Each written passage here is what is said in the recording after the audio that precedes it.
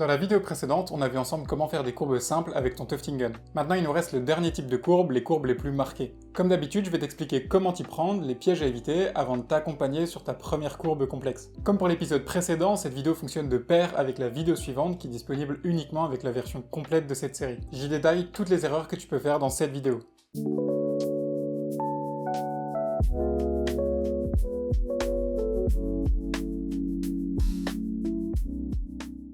Petite précision avant de commencer, si t'es gaucher, tu peux inverser tous les mots droite et gauche dans cette vidéo. Désolé. Si t'es droitier comme moi et que tu veux tourner à gauche, tu peux le faire jusque là. Ton bras te permet de le faire. Là, tu tournes tellement fort que tu vas vers le bas, mais c'est pas un problème, je te l'ai déjà dit, ton pistolet il peut aller n'importe où. Si maintenant tu vas aller vers la droite, tu peux aller jusque là. T'es bloqué beaucoup plus tôt. Si vraiment il fallait aller à l'horizontale vers la droite, tu devrais te tenir comme ça, et là t'es dans une posture pas agréable. Autre chose, si tu veux aller à l'horizontale, c'est comme pour la verticale, t'as deux options.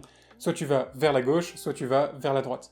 Si tu vas vers la gauche, niveau position, on est ok, mon bras me permet de le faire confortablement. Si je me tiens comme ça, je vois mon aiguille, je vois la ligne que je dois suivre, nickel. Si maintenant je choisis d'aller vers la droite, déjà niveau posture, encore une fois, c'est pas cool. Et ensuite, moi là d'où je suis, je vois ni mon aiguille, ni la ligne que je dois suivre. Donc je suis à l'aveugle complet. Ça explique certaines erreurs qu'on a vues dans la vidéo précédente. Si t'as des reliefs sur les portions de ton S qui vont vers la droite,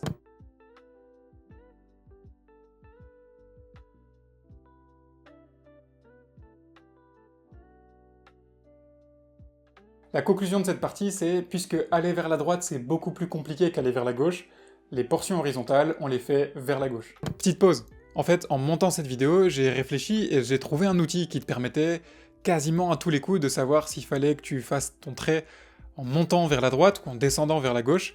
Cet outil, c'est...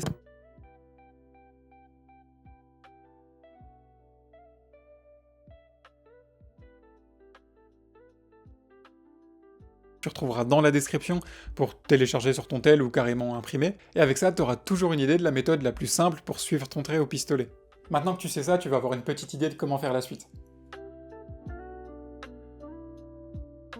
Maintenant que tu connais cette règle-là, comment t'as envie de t'y prendre pour faire ton S le plus complexe? C'est une question que je pose à chaque atelier. La réponse la plus fréquente, c'est de faire le S en plusieurs fois, en le décomposant en 3 parties, pour ne garder que des parties verticales, ou plutôt des parties qui se dirigent vers le haut. Mais on se l'est dit, les portions horizontales, il faut vraiment les faire vers la gauche. Donc la bonne réponse, c'est effectivement de faire son S en plusieurs parties, mais en le coupant ici et là. Comme ça, cette portion-là, par exemple, on l'a fait en allant vers la gauche. Certes, ça part un peu vers le bas, mais c'est ok, notre bras nous permet de le faire dans une posture plus agréable qu'en partant vers la droite. La partie du milieu, on la démarre en partant légèrement vers la droite, mais t'as su le faire sur tes S précédentes, donc c'est ok. Ensuite on va vers la gauche, c'est ok, on monte, on commence à aller vers la droite, ça commence à être compliqué, donc on s'arrête. Et on finit la dernière partie, toujours en allant vers la gauche. Je te laisse tracer 2 points en marqueur ici et là sur ton S pour te donner une petite idée de où couper. Avant de t'accompagner sur ta première courbe complexe, laisse-moi faire quelques petits rappels. Dernier petit rappel avant de te lancer dans ce S plus marqué. Quand tu tournes, te penche pas, reste bien droit. Garde ta main gauche à la verticale, c'est pas primordial mais c'est beaucoup plus confortable. Tiens ton pistolet bien droit par rapport à la toile, le tiens pas comme ça, ni comme ça. Rappelle-toi, tu peux toi aussi te déplacer pour un peu mieux voir ce que tu es en train de faire. Reste bien appuyé dans ta toile, c'est vraiment le plus important. Il faut faire avancer ton pistolet, sinon tu auras des points minuscules. Enfin, le plus doucement possible en faisant des petits à-coups. De toute façon, si tu restes appuyé, t'arriveras pas à suivre. Et dernière chose, t'as un viseur sur l'avant de ton pistolet, et grâce à lui, tu seras toujours au bon endroit. Voilà ce que ça donne.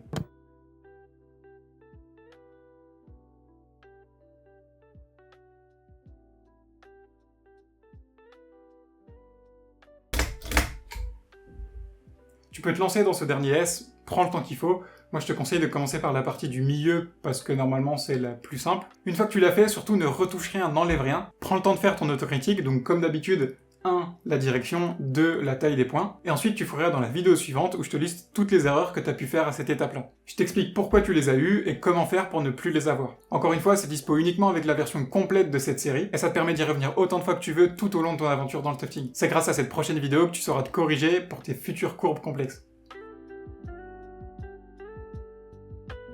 Avec cette vidéo et la suivante, tu sauras faire n'importe quel type de courbe et te corriger à chaque fois. À ce stade, normalement, tu comprends mieux pourquoi je te disais que les lignes droites c'était beaucoup plus simple, c'est pour ça qu'on en met partout où on peut. Dans l'épisode suivant, je vais t'expliquer comment démarrer le remplissage de ton tapis.